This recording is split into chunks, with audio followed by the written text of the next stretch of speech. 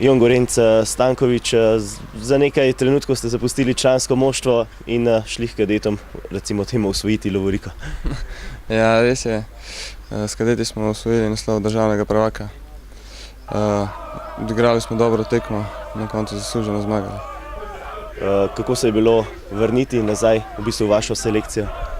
Ja, igrati je bilo lažje, s fanti smo uživali v tem in na koncu osvojili. Mislim, da je bilo vse super. Končalo se je na najlepši možen način. Mi smo na nek način to tudi pričakovali in vse se je steklo po naših željah.